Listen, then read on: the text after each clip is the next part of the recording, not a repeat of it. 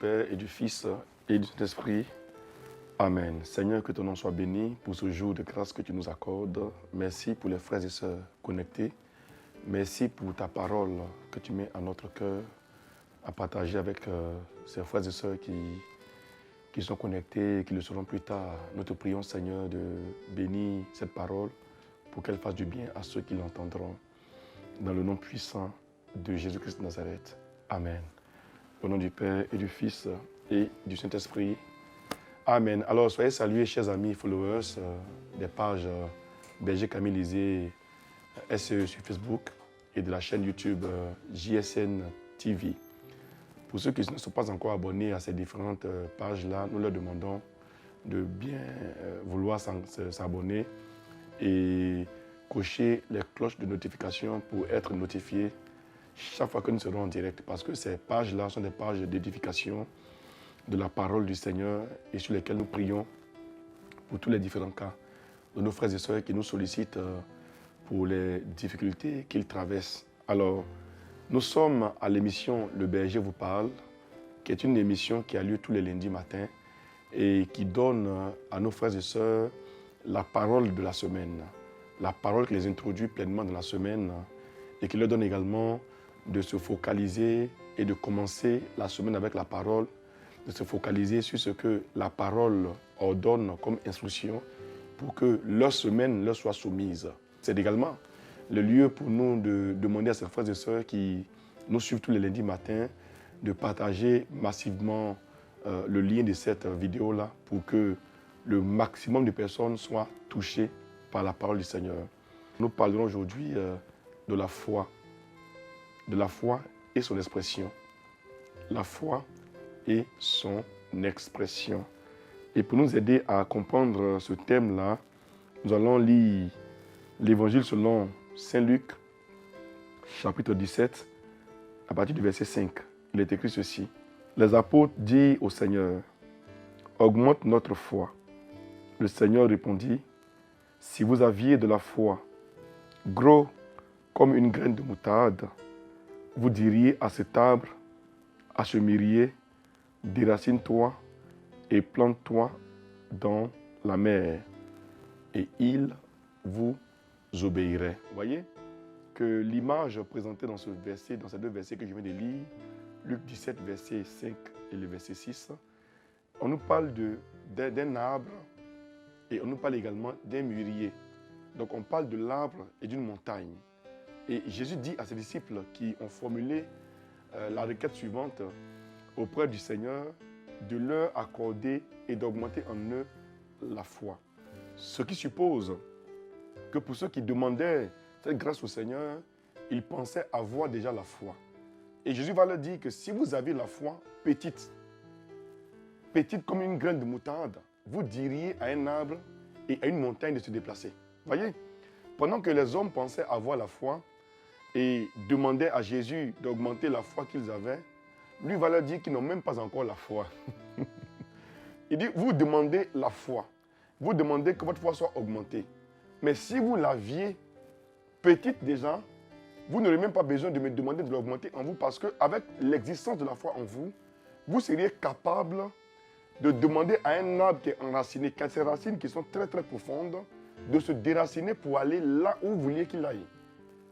Et demanderiez également à une montagne qui est fixée, qui est figée, de se déraciner et pour aller dans un endroit de votre choix. Mais vous n'avez même pas la foi et vous demandez de la voir augmenter. Non, mes enfants. Il vous faut d'abord comprendre que en spiritualité chrétienne, l'avoir est plus important. Et tout part de l'avoir. Tout part de l'existant. Si nous n'avons pas en nous quelque chose, nous ne pourrons pas le manifester, nous ne pourrons pas l'exprimer, et alors on ne pourra pas profiter justement des retombées de l'avoir. Beaucoup de chrétiens aujourd'hui prient au nom de Jésus, déclarent au nom de Jésus, font des choses au nom de Jésus, mais ces chrétiens, ces frères et sœurs-là, et moi y compris, nous oublions que nous n'avons pas le b.a.-ba de la foi. On n'a pas ce qui fait la foi. On n'a pas cette grande confiance dans le Seigneur. Parce que celui qui a confiance dans le Seigneur, il ne demandera pas au Seigneur d'augmenter en lui la confiance. Parce que toute confiance, quand elle existe, elle s'épanouit. Et donc, l'épanouissement de notre confiance dans le Seigneur et dans les œuvres du Seigneur nous permettrait d'être épanouis. Donc, quand notre confiance est épanouie, nous sommes nous-mêmes épanouis. Et parce qu'on est épanoui, notre champ d'expression s'élargit. Du coup, on n'a plus besoin de trop demander au Seigneur. On n'a plus besoin de trop en faire dans le Seigneur. Parce que le peu que nous faisons est un peu qui grandit progressivement. Un peu qui croît progressivement. Un peu qui déplace les montagnes. Un peu qui ouvre des voies, des boulevards. Un peu qui nous permet de saisir des opportunités, mais qui viendront satisfaire notre journée, satisfaire notre vie, et alors donner à notre famille de s'épanouir. Jésus demande et il oriente la prière de ses enfants, de ses disciples, sur le fait d'avoir d'abord la foi. Ne cherchons pas la taille de la foi, mais cherchons simplement la foi en toutes choses. Dans les prières les plus efficaces que certaines personnes avant nous ont formulées, et même quand on lit un peu la Bible, on se rend compte que ceux qui ont été exaucés puissamment par le Seigneur, qui ont été exaucés et qui ont fait des exploits, n'ont pas fait de grandes prières, mais ils ont juste fait la prière au nom de Jésus. Ils ont juste fait la prière au nom de leur Dieu. Ils ont fait la prière également motivés, poussés par l'Esprit du Seigneur.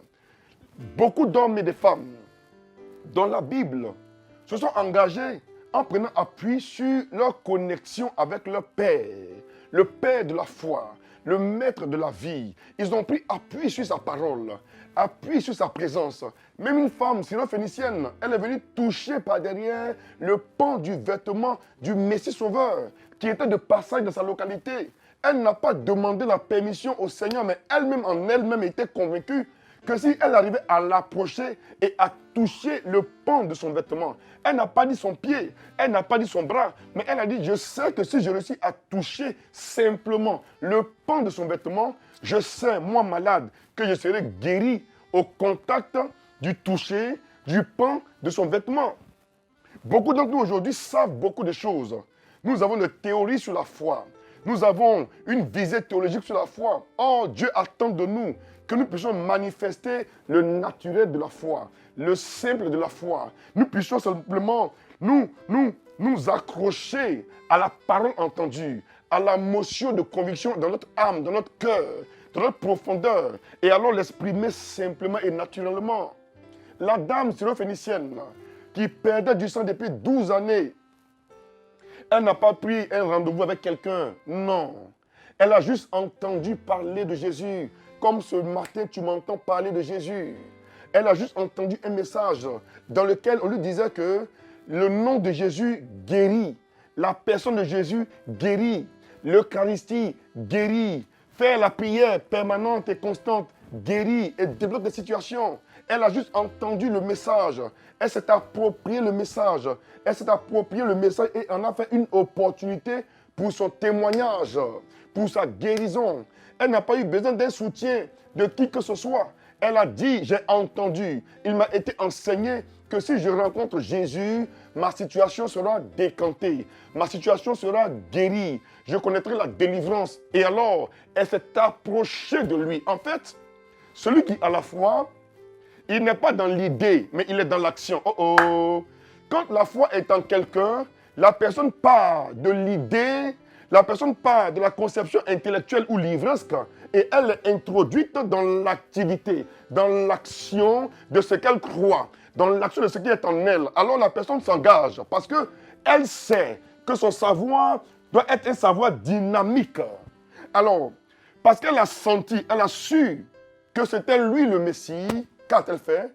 Elle s'est déplacée, elle a quitté sa position pour aller à la position de celui qui peut tout faire, du Dieu tout-puissant, du Dieu de l'impossible et du Dieu capable. Et voici une troupe de disciples, une bande de sympathisants dans les choses de Dieu qui, au lever de cette semaine, vont dire à Jésus, augmente en nous la foi, alors que la foi, il ne l'avait même pas encore. Comment peut-on augmenter ce qui n'est pas? On ne peut pas augmenter ce qui n'est pas. Tu ne l'as pas. Donc, demande-la avant de demander qu'on puisse te l'augmenter. Et beaucoup d'entre nous faisons cette prière au Seigneur alors qu'on n'a même pas encore la base. on n'a même pas encore la foi. Et nous sommes nombreux comme ça.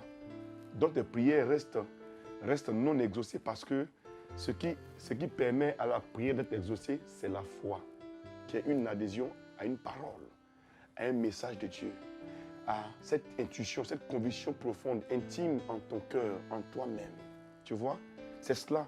Et donc, parce que tu es conscient que cela est en toi, alors tu t'engages à faire certaines choses, motivées et portées par la conviction intérieure, qui n'est pas visible du tout, mais qui est convaincante.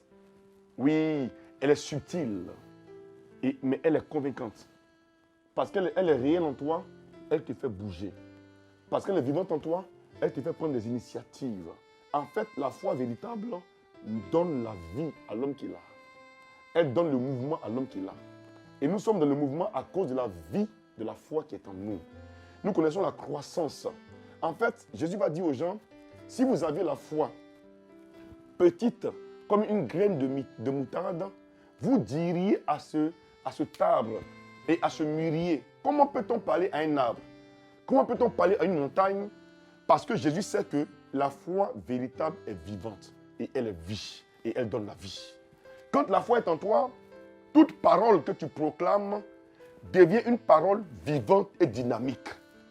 La parole de la foi est une parole qui met en mouvement les éléments de la nature. Elle fait bouger obligatoirement les lignes. Parce que l'homme qui a la foi, il engage Dieu par sa parole. Quand la foi est exprimée, parce qu'elle est existante en nous, quand nous regardons une situation, elle comprend que Dieu la regarde. Quand on parle à une situation, elle comprend que Dieu lui a parlé. Et donc la situation se soumet à l'autorité de son Créateur. Et le Créateur collabore toujours avec les hommes et les femmes de foi. Beaucoup attendent de grandes prières, de puissantes prières, alors que tout est dans la foi. Tout est dans l'adhésion. Il te faut simplement quitter ta conception personnelle, conception humaine des choses de Dieu, des conceptions ramassées dans la rue, et alors te focaliser, te rassembler sur l'essentiel de l'existence en toi, de la foi, qui est la parole de Dieu, qui parle à ta journée, qui parle à ton corps, qui parle à ton cœur, qui parle à ton âme, et qui met ton esprit en mouvement, en mission. L'homme de foi et la femme de foi met en mouvement le royaume des cieux. Et la terre est soumise à l'autorité du ciel. Dieu parle de là-haut et la terre ouvre les oreilles pour entendre la voix du vivant, la voix du Dieu de l'univers. Le croyant qui prend la parole de Dieu au sérieux, au début de la semaine, verra que la semaine sera soumise parce que Dieu soumet toutes choses à l'autorité de sa parole. Tout homme et toute femme qui prend avec lui la parole de Dieu verra que l'autorité de Dieu sera manifestée dans sa vie et par sa vie. La foi, mes amis, doit être une foi qui s'exprime. Quand on parle d'expression de la foi, il y a la déclaration qui accompagne son expression. Et c'est parce que nous avons déclaré la parole que les événements alors se mettent en mouvement alors de la déclaration. Quand je déclare la parole, parce que j'en suis convaincu, j'en suis enceinte, j'en suis chargé, et donc quand je libère la parole, j'envoie la parole en mission. Et les événements qui attendaient que je parle, que je déclare, alors prennent ce que j'ai déclaré et vont alors accomplir le but. Est-ce qu'on se comprend ce lundi? Donc ma soeur, mon frère, comprends ceci. Dieu ne descendra jamais pour opérer dans ta vie si tu ne prends pas sa parole au sérieux dans ton cœur et alors pour déclarer des événements, des éléments à ta journée. Oui, Jésus va dire aux gens, si vous aviez la foi petite comme une graine de moutarde, vous diriez à cet arbre et à ce mûrier de se déraciner pour aller dans la mer. Or, il disait, augmente en nous la foi. Donc, ils avaient une mauvaise idée, une mauvaise conception de leur foi ou de la foi. Jésus dit non. On n'a même pas besoin de demander beaucoup quand on a le peu. En fait, la foi, c'est comme le levain. La foi, c'est comme le levain. Oh, mes amis, quand la foi se mélange à quelque chose, la chose prend. En fait, ça pousse. En fait, ça mousse. En fait, ça grandit. La foi fait développer les choses. La foi fait développer les choses. la foi apporte la croissance. C'est pourquoi, mes amis, pour nous qui sommes chrétiens, ce qui nous fait croître et fait dissiper en nous la peur, c'est la parole de Dieu. Donc, l'adhésion à cette parole-là nous permet de voir la peur se dissiper, de voir la mort se dissiper, de voir l'échec se dissiper, de voir les événements contraires se dissiper et se soumettre, parce que la parole du Seigneur, elle est créatrice. C'est elle qui a tout créé, elle a tout pensé et elle a tout produit, elle a tout établi pour notre épanouissement et pour notre bien-être. Toute semaine est une opportunité pour toi. Oui, chaque journée pour ta vie est une opportunité. Chaque défi de ta vie est une opportunité pour exprimer la foi. Tu n'as pas besoin d'avoir une grande foi, mais juste avoir la foi. Juste avoir la foi. Aussi petite soit-elle, sa présence en toi te permettra de manifester de grands exploits. Oui, de vaincre Goliath comme David l'a vaincu. D'expérimenter ta guérison en mettant ta main sur ton ventre, ta main sur tes pieds, ta main sur ta colonne vertébrale, ta main sur tes genoux. Oui, par l'imposition des mains, tu peux être guéri en déclarant ta guérison parce que convaincu que la parole de Dieu t'en donne l'autorité, le pouvoir.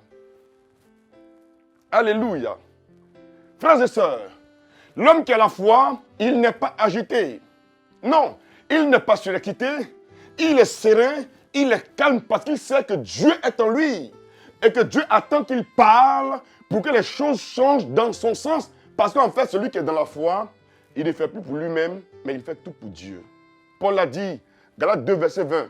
Si je vis de la foi, désormais, ce n'est plus moi qui vis, mais c'est la parole qui vit en moi. En fait, désormais, on vit pour le Seigneur.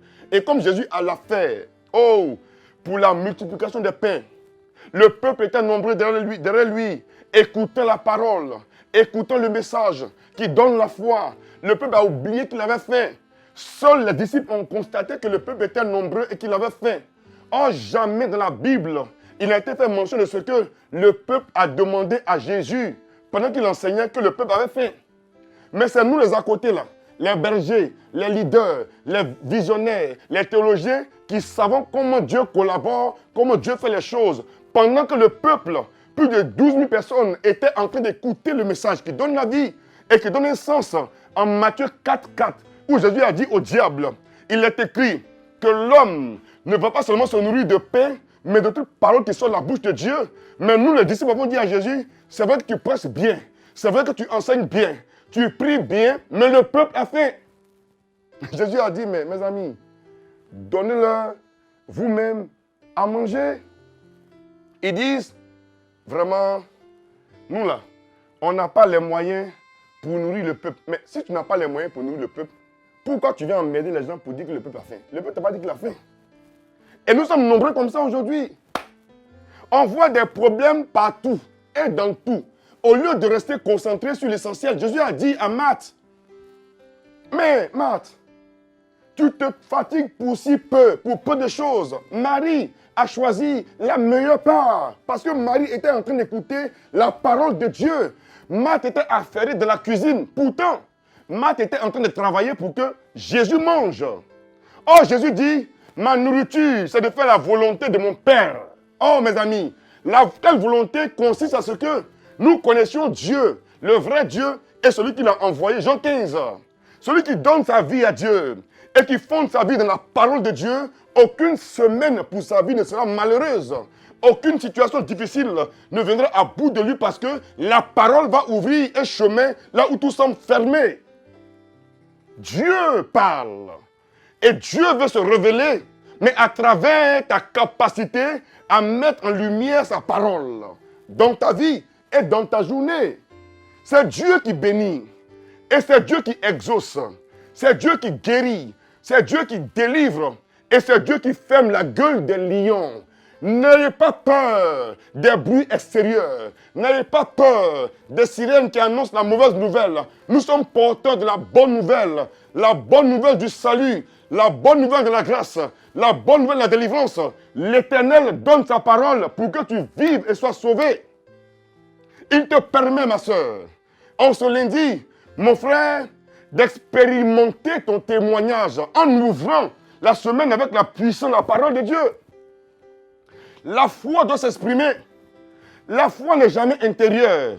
Si la foi est vraie en toi, dans ton cœur, ta bouche doit la proclamer et ton comportement doit la démontrer. Alléluia. Frères et sœurs, un homme de foi n'est pas un peureux, ce n'est pas un trouillard. Une femme de foi n'est pas une pleureuse.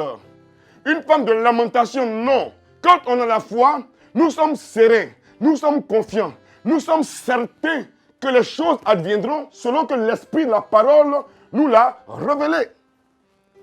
En nous se trouve la parole. Parce que la parole est la vie de Dieu. Et la parole est elle-même Dieu.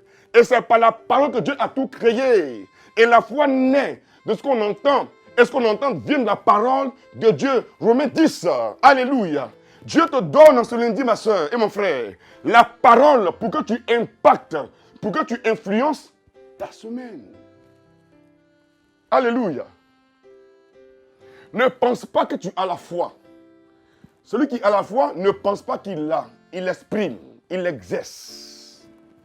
Ça commence, ça monte, ça descend, mais il est à son poste. Même dans la barque, sur la mer, à l'approche de la tempête, d'un vent violent, l'homme de foi, il dort au calme et dans le repos.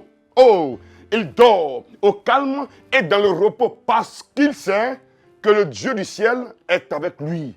Même au cœur du noir, au cœur de la mort, l'homme de foi est convaincu qu'il reviendra vivant parce que la parole l'en a convaincu. L'homme de foi est assailli, agressé de part et d'autre. Parce qu'il sait que la parole en lui est vraie, il sait qu'au thème et au temps fixé par la parole, les gens qui viennent à lui par ce chemin vont s'en retourner par 7 chemins différents. Pourquoi? La parole l'en a convaincu et la parole l'a déclaré. Mais quand il la lit dans la Bible, ce qu'il lit ici lui parle. Il comprend alors que Dieu ne ment pas. Comme le déclare Tite 1, verset 2. Dieu ne ment pas. Frère, Dieu ne ment pas. Quand Dieu a parlé, c'est la vérité. Et Dieu dit de prendre et d'avoir la foi petite. Si elle est petite, ce n'est pas le plus important qu'elle soit grande ou petite. C'est le fait qu'elle soit qui est important. Le fait qu'elle soit est important. C'est suffisant pour que ta vie et ta journée soient comblées.